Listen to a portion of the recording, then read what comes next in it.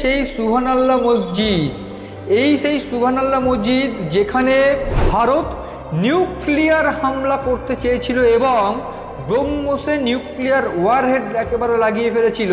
এই ঘটনা চমকে দিয়েছিল ডোনাল্ড ট্রাম্পকেও, রীতিমতো ভয় পেয়ে গিয়েছিলেন। ভারত ভেবেছিল পাকিস্তানকে একেবারে শেষ করে দেবে। পাক অধিকৃত কাশ্মীর থেকে কিন্তু আস্তে আস্তে বিতাড়িত হতে শুরু করেছে জঙ্গিরা। আমেরিকাও কিন্তু পাকিস্তানপন্থী হয়ে উঠেছে।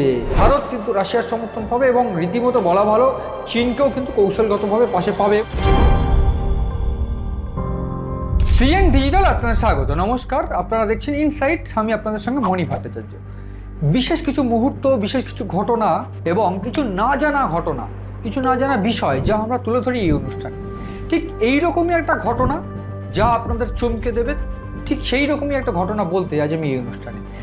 এই ঘটনা চমকে দিয়েছিল ডোনাল্ড ট্রাম্পকেও, রীতিমতো ভয় পেয়ে গিয়েছিলেন তিনি।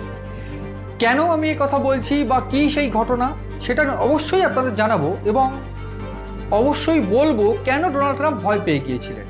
আমরা দেখেছি ইতিমধ্যেই গোটা বিশ্ব জুড়ে একটা ত্রাস লেগে রয়েছে, যুদ্ধ রব।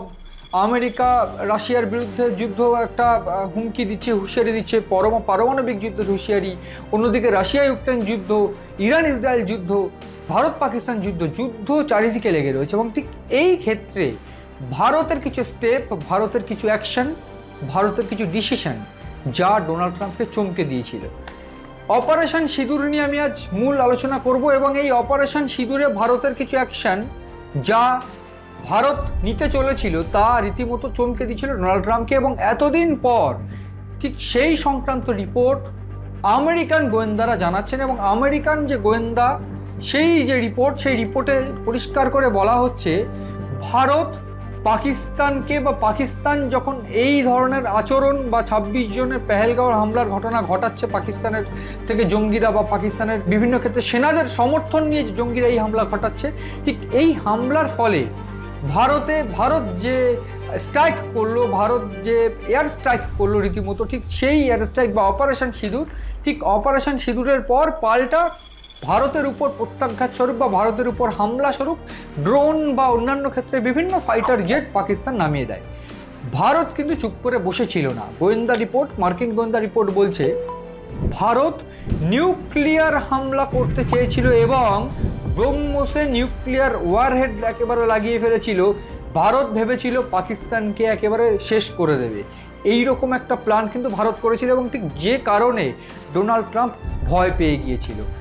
এই ক্ষেত্রে আমাকে বলতেই হবে অপারেশন সিঁদুরের ফলে বিভিন্ন ক্ষেত্রে 9টি জায়গায় হামলা করা হয় পাকিস্তানের বিভিন্ন জায়গায়, অর্থাৎ পাঞ্জাব প্রদেশের 4টি জায়গায় এবং পাক অধিকৃত কাশ্মীরের 5টি জায়গায় যে হামলা, সেই হামলায় প্রায় 100টি জঙ্গি ঘাঁটি ধ্বংস হয়, তাতে বহু জঙ্গির মৃত্যু হয়। তার মধ্যে উল্লেখযোগ্য ভাওয়ালপুর জৈশ ই মোহাম্মদের যে জঙ্গি ঘাঁটি, আমি একটু দেখাতে চাইবো, দেখিয়ে পরিষ্কার করে বলবো যে জঙ্গি ঘাঁটি ভাওয়ালপুরে কি হতে চলেছিল বা কি হয়েছিল, যার ফলে একটা বড় আলোচনা আমাকে আজকে এই অনুষ্ঠানে করতেই হচ্ছে এবং গোপন রিপোর্টের ভিত্তিতে এই আলোচনা করতেই হচ্ছে। আমি দেখাবো, যেমনটা আমি বলছিলাম, সেই ভাওয়ালপুর যেটা ইতিমধ্যে বিভিন্ন ক্ষেত্রে আমরা দেখিয়েছি।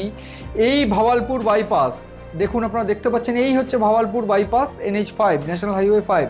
এবং এই যে সেই সুবহানাল্লাহ মসজিদ, সেই সুবহানাল্লাহ মসজিদ যেখানে এই জৈশ ই মোহাম্মদের সদর দপ্তর, যেইটা রীতিমতো একেবারে শেষ করে দেওয়া হয়েছিল। কেন আমি এই জৈশ ই মোহাম্মদের সদর দপ্তর দেখাচ্ছি সেটাও বলবো। কম বেশি আপনারা দেখেছেন বিভিন্ন ক্ষেত্রে ভারতীয় সেনার প্রেস কনফারেন্স সহ বিভিন্ন সোশ্যাল মাধ্যমে ভাইরাল হয়েছিল বেশ কিছু ভিডিও, ধ্বংসের ভিডিও আপনারা দেখেছেন সেগুলো। কিন্তু এই স্যাটেলাইট ইমেজে আমি দেখাবো যে এক্স্যাক্টলি এই রিজিয়নটায় কতটা ক্ষয়ক্ষতি পাকিস্তানের হয়েছিল এবং বর্তমানে পাকিস্তান কি স্টেপ নিচ্ছে। এই জায়গাটা ঠিক করার জন্য এইবার পাকিস্তানের কিছু সেনাবাহিনী, পাকিস্তানের জঙ্গিরা, তারা এই যে ঘাঁটি ভাওয়ালপুরের যে সুবহানাল্লাহ মসজিদ, যেটা জৈশ ই মোহাম্মদের সদর দপ্তর, সেইটাকে ঠিক করার জন্য এইবার চাঁদা তোলা শুরু করছে, রীতিমতো ওপেন ফোরামে টাকা তুলতে শুরু করছে। এই ওপেন ফোরামে যে টাকা তুলতে শুরু করছে জৈশ ই মোহাম্মদের যারা জঙ্গিরা, তারা রীতিমতো যে প্ল্যানটা ছকেছে, প্ল্যানটা আমি বলি যে ব্লু প্রিন্ট, সেইটা কি আমেরিকার মধ্যে যুক্ত আছে কিনা তা এক্স্যাক্টলি জানা নেই, কিন্তু যে তথ্য যেটা বলছে যে পাক অধিকৃত কাশ্মীর থেকে কিন্তু আস্তে আস্তে বিতাড়িত হতে শুরু করেছে জঙ্গিরা। তার কারণ প্রথম দিক থেকে অর্থনীতি, দ্বিতীয় দিক থেকে সাধারণ মানুষ এই ভারতীয় অর্থনীতির উপর বিশ্বাস করতে শুরু করেছে, উন্নতির উপর বিশ্বাস করতে শুরু করেছে। তার কারণ এই যে রিজিয়নটা পাক অধিকৃত কাশ্মীর, সেইখানে একটা বড় ক্ষতি এই ভারতীয় হামলায় হয়ে গিয়েছে এবং অর্থনীতি শেষ, জঙ্গিবাদ মুছে যাওয়ার পর্যায়ে। জঙ্গিবাদ যখন করতে চাইছে না সাধারণ মানুষ বা জঙ্গিগিরি করতে চাইছে না, তখন কি হবে? তাদের তো আর্থিকভাবে বাঁচতে হবে, তাই জন্য জঙ্গিদের হাঁটিয়ে দিয়ে তারা ভারত মুক্তির কথা বলছে। এটা একটা পার্ট। কিন্তু এই ভাওয়ালপুরে যখন এই জঙ্গিরা নিজেদের কে আরও বিস্তার করতে চাইছে, তার নিশ্চয়ই একটা প্ল্যান আছে এবং সেইখানে ভারতের এই হামলার উপরে দাঁড়িয়ে তাদের এত ক্ষয়ক্ষতি এবং ভারতকে তারা পুনরায় টার্গেট করবে, এটা কিন্তু প্রাথমিকভাবে মনে করা হচ্ছে। এবং তাদেরকে সাহায্য করবে কে? পাকিস্তান সেনা, আইএসআই এবং বর্তমানে আমেরিকাও কিন্তু পাকিস্তানপন্থী হয়ে উঠেছে। পাকিস্তানপন্থী হয়ে ওঠার অন্যতম যে কারণ ভারতের অর্থনীতিকে টার্গেট করা। ভারতের অর্থনীতিকে যদি টার্গেট করা যায় তাহলে ভারতকে নষ্ট করা সম্ভব, এটা কিন্তু তিনি বুঝতে চাইছেন এবং বুঝে গেছেন। এবং গোটা বিশ্বের নিরিখে ভারতই একমাত্র কান্ট্রি যেটা কিন্তু one of the most important এবং সব থেকে বেশি আপগ্রোয়িং কান্ট্রি, যেটা জিডিপির থেকে শুরু করে ইকোনমিক্যাল দিক থেকে শুরু করে সব থেকে বেশি আপগ্রোয়িং কান্ট্রি। এবং আমরা সবাই জানি কম বেশি তেল ভান্ডার পাকিস্তানে নেই, অথচ তেল ভান্ডার সমৃদ্ধ করানোর নাম করে আমেরিকান সেনা পাকিস্তানে বালুচিস্তানের মধ্যে ইতিমধ্যে প্রবেশ করে ফেলেছে, তথ্য এসে পৌঁছচ্ছে। এবং এটা কি একেবারে অযথাই, নাকি এর মধ্যে অন্য কোনো প্ল্যান চলছে? একেবারে ছক করে বোঝাতে চাইব যে রাশিয়া ভারতকে ব্যাক করছে, সাপোর্ট করছে।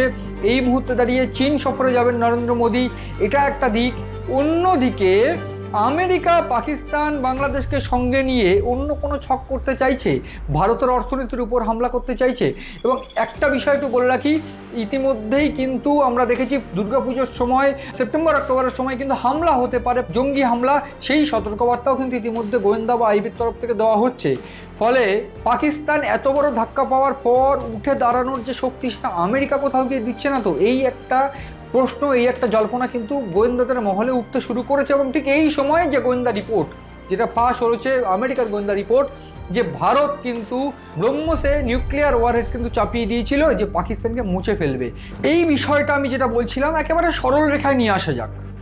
ভাওয়ালপুরে যে হামলা, সেই হামলায় ভারতের যে প্রত্যাঘাত, সেই প্রত্যাঘাতে ধ্বংসস্তূপ বা গোটা পাকিস্তানের জঙ্গিবাদ ধ্বংসস্তূপ।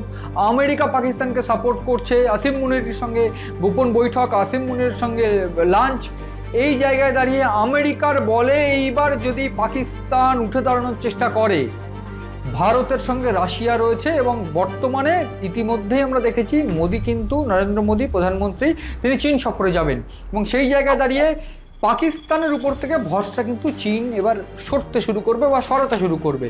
ফলে যেটা আমি গোয়েন্দাদের গোপন রিপোর্ট বলছিলাম, যেটা নরেন্দ্র মোদীর ইতিমধ্যে আমরা দেখেছি অ্যাকশন, বা বলা ভালো যে অ্যাকশন ভারতের আর্মিদের তরফ থেকে নেওয়া হয়েছিল, যে নিউক্লিয়ার ওয়ারহেড বা নিউক্লিয়ার হামলার যে প্ল্যানিং ইতিমধ্যে ডান বা একেবারে সম্পন্ন হয়ে গিয়েছিল, যেটা ডোনাল্ড ট্রাম্প রিপোর্ট পেয়ে ভয় পেয়ে গিয়েছিলেন। ঠিক সেই তথ্য বা সেই পরিস্থিতি যদি তৈরি হয়, আবার ভারত কিন্তু রাশিয়ার সমর্থন পাবে এবং রীতিমতো বলা ভালো চীনকেও কিন্তু কৌশলগতভাবে পাশে পাবে এবং ভারত কিন্তু কোনোভাবে থেমে থাকবে না। এবং এই যে ভাওয়ালপুর, সেই ভাওয়ালপুরে যে কর্মকাণ্ড বা যে যজ্ঞ, একেবারে জঙ্গি যজ্ঞ চলছে, যেটা ইতিমধ্যে আমরা দেখেছি আমেরিকান যে সহযোগিতায় করতে পারে বলে মনে করা হচ্ছে, বা বলা ভালো যে আমেরিকার যে ছত্রছায়ায় যে পাকিস্তান এই কাজগুলো করছে বা পাকিস্তানের সাহসটা পাচ্ছে, সেক্ষেত্রে ভারত কিন্তু চুপ করে বসে থাকবে না। কারণ আমরা দেখেছি বিভিন্ন ক্ষেত্রে ভারত কিন্তু পাকিস্তানের থেকে অনেক এগিয়ে, প্রযুক্তিগতভাবে বা সামরিক দিক থেকে ভারত কিন্তু অনেকটা এগিয়ে। এবং ভারতের উন্নত প্রযুক্তির যে সমস্ত উইপন ভারত ইতিমধ্যে তৈরি করতে শুরু করেছে, ভারত রাশিয়ার সঙ্গে একেবারে ডিল করে ফেলেছে। বিভিন্ন ব্রহ্মসও কিন্তু ভারতের হাতে ইতিমধ্যে এসে পৌঁছবে এবং ভারত বিভিন্ন ড্রোন ইতিমধ্যে কিনতে শুরু করে দিয়েছে। 87টি ড্রোন ভারত ইতিমধ্যে রাশিয়া থেকে কিনছে এবং ব্রহ্মস্ত্র ভারতেই তৈরি হচ্ছে, যেটা রাশিয়ার সঙ্গে সংযুক্ত হয়ে একসঙ্গে কাজ করছে একেবারে যৌথভাবে। ফলে ব্রহ্মস দিয়ে ভারত কিন্তু ফের পাকিস্তানকে হামলা করতে পারে যদি আমেরিকার ছত্রছায়ায় পাকিস্তান ফের জঙ্গিবাদ চালায় ভারতে। এই গোটা ঘটনায় আমেরিকা এবং পাকিস্তান কতটা দূর দৌড়াতে পারে সেদিকে নজর রয়েছে আমাদের। নজর রাখুন আপনারাও সিএন ডিজিটালের পাতায়।